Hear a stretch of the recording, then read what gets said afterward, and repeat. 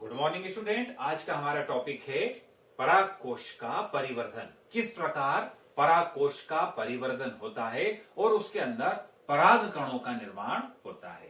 दोस्तों, बायोलॉजी के अंतर्गत यह एक महत्वपूर्ण टॉपिक है, बेस वाला टॉपिक है, क्योंकि इसी बेस पर आगे फिर हम दूसरे टॉपिक को आसानी से समझ पाएंगे। जो टर्मिनोलॉजी यहाँ पर यूज होती है वही टर्मिनोलॉजी आने वाले अगले क्वेश्चंस में भी हम देखेंगे। तो दोस्तों, शुरू करते हैं आज का हमारा टॉपिक परागकोश का परिवर्धन। हम जानते हैं पिछले क्वेश्चन में हमने पढ़ा था कि जो फ्लावर होता है, जो पुष्प होता है, उसमें फिलामेंट के ऊपर एंथर लोब होते हैं। परागकोश फिलामेंट के ऊपर लगे हुए होते हैं, पूतंतु के ऊपर परागकोश लगते हैं। तो जो पूतंतु होता है, फिलामेंट होता है, उस फिलामेंट की यहां पर हम देख रहे हैं क्रॉस सेक्शन दर्शाई गई है। इसके सेंटर में, बीच में कंडक्टिव स्ट्रैंड होता है और इसके चारों कॉर्नर्स की बाहर से एक कोशिका, भीतर वाली कोशिकाएं आर्की स्पोरियल सेल कहलाती है। जब आर्की स्पोरियल सेल में डिवीजन होता है तो ये दो दो कोशिकाएं चारों कोनों पर बना देती है। बाहर वाली कोशिका को प्राइमरी पेराइटल सेल तथा अंदर वाली कोशिका को प्राइमरी स्पोरोजिनस सेल कहा जाता है। डियर स्टूडेंट, जो बाहर वाली प्राइमरी पेराइटल सेल है ये डिवाइड होती है, प्राइमरी पेराइटल सेल डिवाइड होती है और ये कवरिंग बनाती है। जो परागकोश होते हैं उनका आवरण बनाने का, भित्ति बनाने का कार्य प्राइमरी पेराइटल सेल से होता है।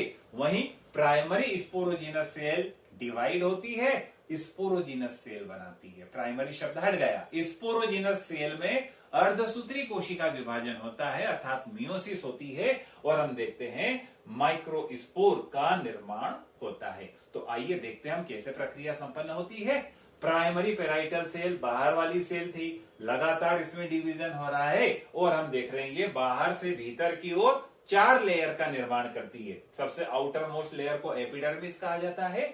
एपिडर्मिस के नीचे एंडोथीसियम लेयर कहलाती है, एंडोथीसियम के नीचे मिडिल लेयर कहलाती है और मिडिल लेयर के नीचे काफी बड़ी बड़ी सेल से बनी हुई लेयर होती है जिसे टेपेटम कहा जाता है। ये टेपेटम अंदर की ओर जो प्राइमरी स्पोरोजिनस सेल थी उससे जो स्पोरोजिनस सेल बनी, उनसे जो माइक्रोस्पोर मदर सेल बनी और उनसे अर्धसूत्री विभाजन के द्वारा जब माइक्रोस्पोर का निर्माण होता है तो इस पूरी इवेंट में जो न्यूट्रिशन जरूरी होता है, जो पोषण जरूरी होता है मदर सेल को, वो टेपेटम प्रोवाइड करती है। अर्थात जैसे जैसे डेवलपमेंट होता जाता है परागकोश का, टेपेटम भित्ति नष्ट होती जाती है।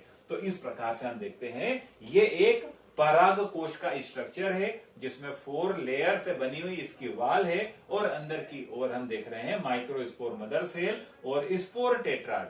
अर्थात जब माइक्रोस्पोर मदर सेल में अर्धसूत्री कोशिका विभाजन होता है तो जो 4 परागकण बनते हैं वो चिपके हुए रहते हैं, तो इन्हें हम स्पोर टेट्राड के नाम से जानते हैं।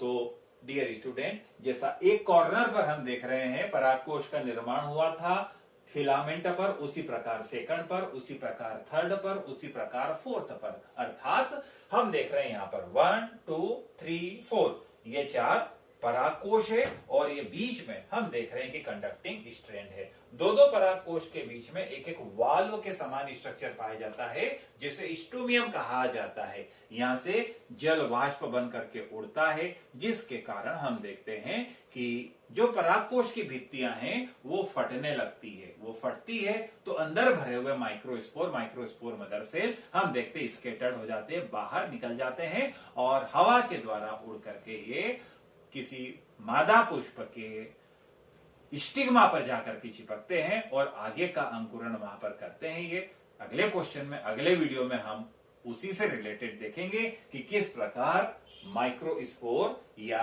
परागकण का जर्मिनेशन या अंकुरण होता है। Thanks for watching.